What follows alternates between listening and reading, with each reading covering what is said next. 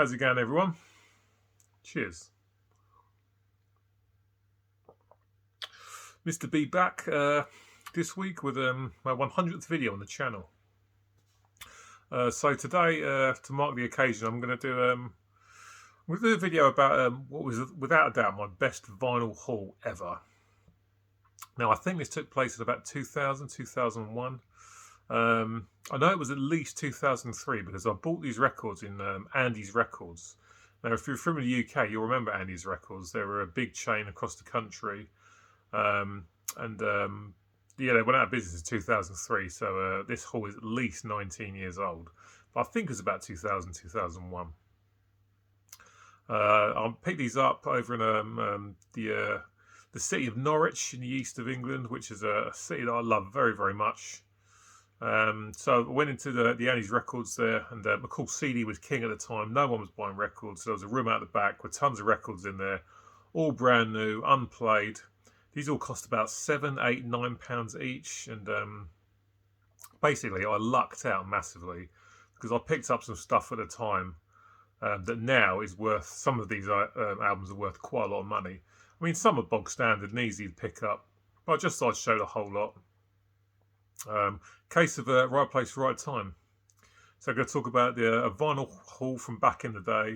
Like I say, about 2000, 2001. Can't exactly remember when. But let's get into what I picked up that day. Picked up a whole bunch of great stuff. This is all glam metal, hard rock, that kind of stuff. So let's get straight into it. First one I picked up was Kingdom Come, and this is In Your Face from 1989, I think. These guys get stuck with the Led Zeppelin sort of sound-alike tag a lot, and I don't really understand why, to be honest. I mean, yeah, okay, there's a bit of Zeppelin in there, but to be honest, you could say that about 90% of hard rock bands. You know, Zeppelin was so much of an influence on the entire genre and had been since their inception, sort of back in the late 60s. So I don't get why these guys get stuck with the Led Zeppelin tag so much. There's a bit in there, but not that much as far as I'm concerned.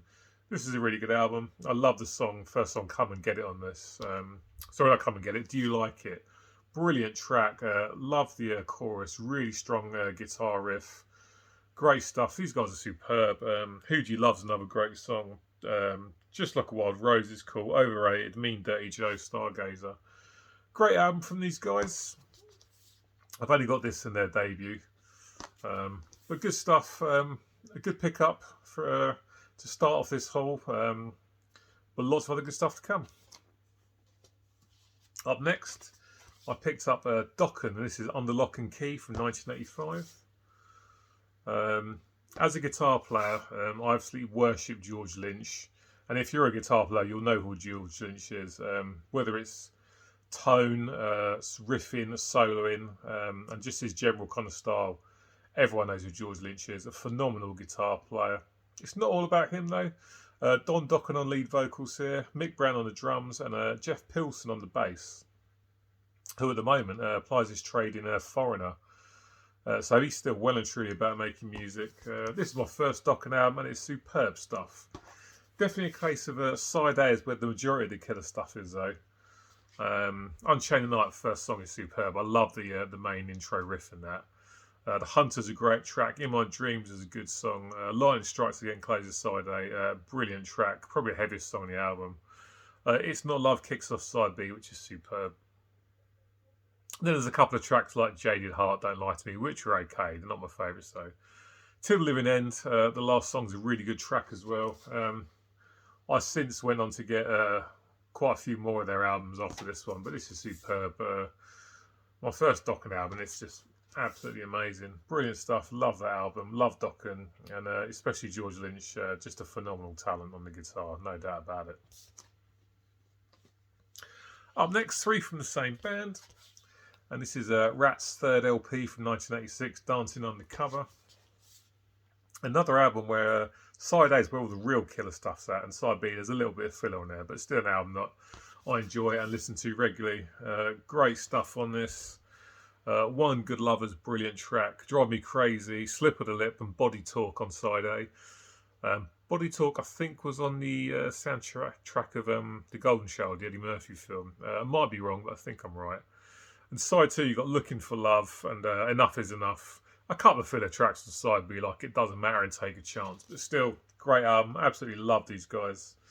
Again, guitar-wise, Warren DeMartini, fantastic lead guitar player. You've got Robin Crosby, rest in peace, on the rhythm. Stephen Pearce on the vocals, love his style. And Bobby Blotch on the drums.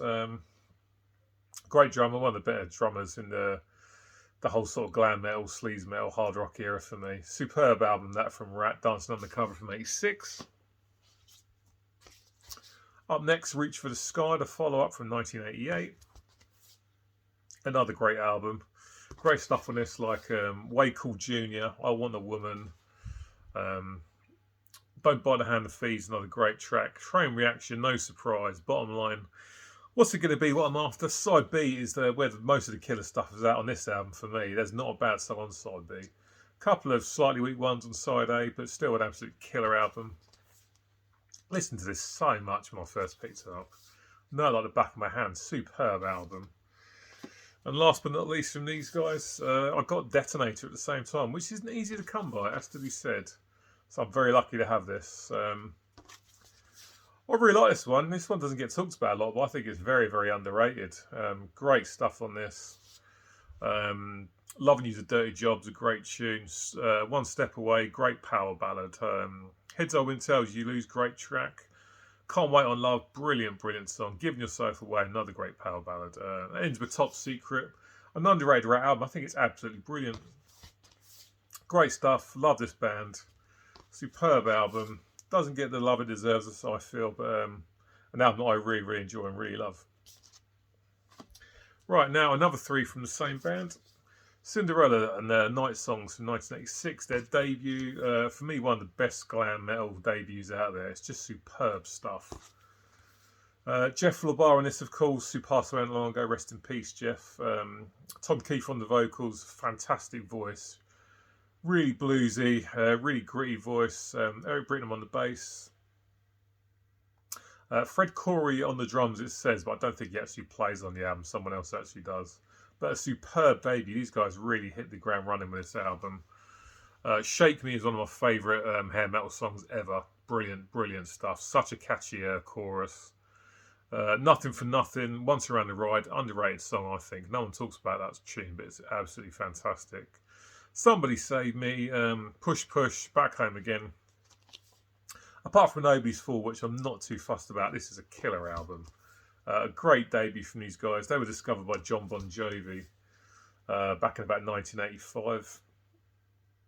Superb brand, great stuff. Really enjoy that album. Excellent stuff. Also grabbed Long Cold Winter. This got a tiny bit of damage on the sleeve here when I pulled the original Andy's record sticker off. But a great album. This one much more bluesy, it has to be said. Anyone wanting more of the same of the glam metal would have been disappointed because there's a hell of a lot of blues in this compared to the debut. But an album I absolutely love. I love the steel guitar, slide guitar intro from Bad Seamstress Blues. Falling Apart the Seams. Gypsy Road, big song that gets played quite a lot on the radio. Excuse me, throat's a bit dry. The Last Mile's a great track as well. Title track Long Cold Winter's great. If You Don't Like It is superb. Fire and Ice, Take Me Back. Just a great album. I mean, this is pretty much up there with the debut as far as I'm concerned. Absolutely love it. Really, really good stuff. I think Cozy Powell plays the drums on a few songs on this album. Legendary drummer. He doesn't need no introduction. Everyone knows who he is.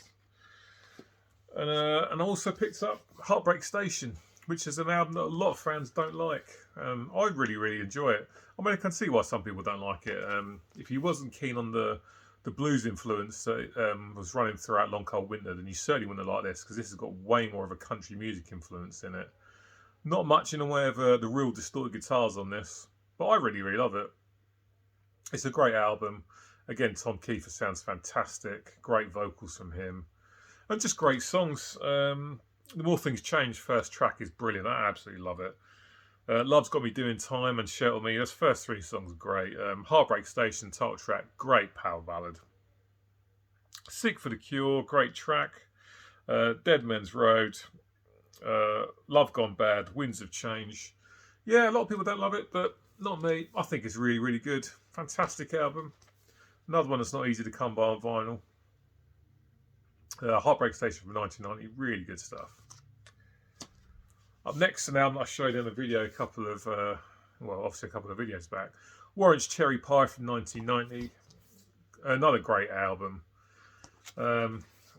So the title track, not my favourite title track on the album, but I still like the song. But for me, it's all about Uncle Tom's Cabin on this album. That song is just superb.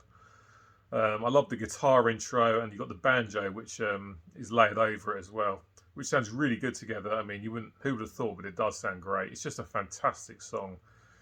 Janie's vocals in that are brilliant. Great guitar riffing. It's huge chorus. Then you've got I Saw Red, which is just a fantastic ballad. Really, really love that one. Bed of Roses, great track. Side 2 kicks off Love in Stereo. Song and Dance Man, Mr. Rainmaker, Train. Great band.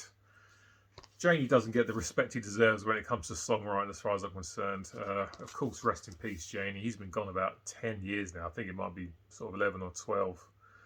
A good follow-up to their debut, Dirty Rotten Filthy Stinking Rich. Orange Cherry Pie from 1990 is a very, very good album, and I'm really, really happy to have this in the collection. Brilliant stuff. Starting to get into the stuff now that really is quite hard to track down, and this is LA Guns and Hollywood Vampires from 1991. Again, a bit of sleeve damage here. I honestly can't remember how that happened, but never mind. Not easy to come by. This isn't my favourite from them, I have to say. I prefer the two that came before this, but still good stuff on this. Over the Edge is a great track. Here It Comes is really good. Wild Obsession. It's Over Now. The Ballad of Jane, that was a big track. Snake Eyes Boogie. Yeah, I prefer the two that come before, but this is still a good album. And one that's certainly not easy to come by on wax, it must be said. Superb stuff. Love a bit of LA Guns. Not their best, though. Up next, an album that I absolutely love, and this is Slaughter's The Wildlife from 1992. Obviously not the Canadian death metal as Slaughter, this is the much more commercially accessible Slaughter, featuring Mark Slaughter on vocals and Dana Strum on bass, of course, who came from the Vinnie Vincent invasion. This has got Tim Kelly on guitar, who passed away in 1998, rest in peace Tim, and Blas Elias on the drums. I mean, everyone will know these guys from their debut, Stick It To You, which came out 2 years before in 1990, but this is a great album. For me, it's pretty much just as good as that, to be honest. There's stuff on this like Reach for the Sky, Out for Love, The Wildlife. First 3 tracks are all rocking, they're all good. Days Gone By is a ballad, which is superb. Dance to Me Baby, Times They Change. Side 8 is brilliant, there's no bad songs there. Move to the Music, Real Love. That had Shannon Doherty in the video from Beverly Hills 90210, if my memory's correct. Shake This Place, great rocking track. Streets of Broken Hearts, great ballad. Hold On, Do You Know? Saying the final 2 songs, they're a little bit weak, but they're certainly not bad by any stretch of imagination. I'm glad I grabbed this one I did, because I've never seen it since. And it's a superb hard rock album from 1992. Check it out if you've never grabbed it. It's really, really good. And now the last few are the ones that I'm most happy to have, because these really are quite hard to find. And like I say, I picked these up for literally £8 or £9 each, and they go for way more than that online these days, so I was very lucky.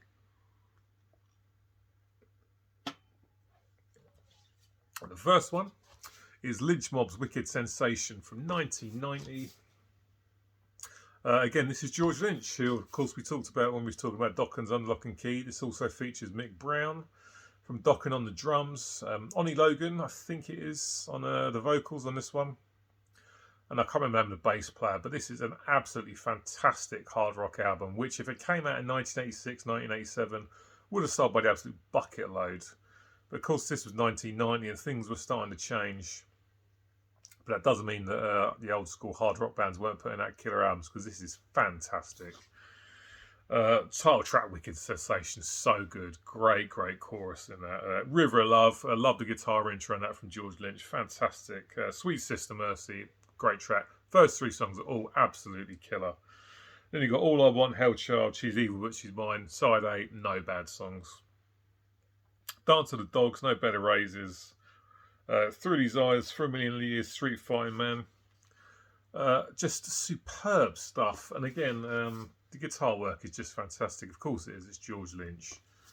But the rest of the guys do a great job as well. Good vocals. The drums are solid from Mick Brown as always. Just a great album, and not easy to come by. Very lucky to have this. But even luckier to have this.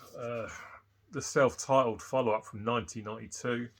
So I think this is Robert Mason on vocals who replaced Donnie Logan. Same bass player again. I can't remember his bloody name, unfortunately. And it's not on the back, but a superb album, and this really isn't easy to find.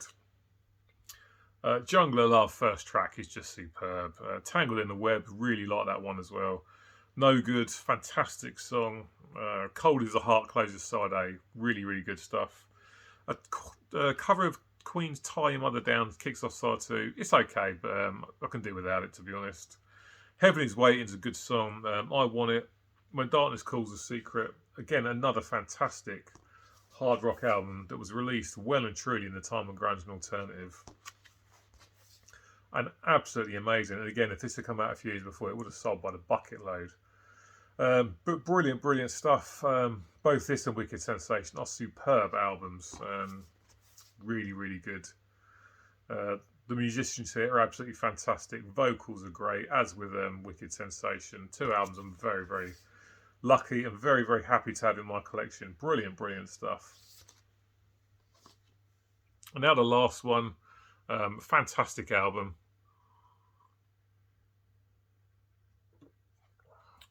It is Vince Neil's Exposed from 1993. To think that an album like this was being released in 1993 is amazing, because by 93, grunge and alternative was absolutely king, and this kind of music was on its fucking arse.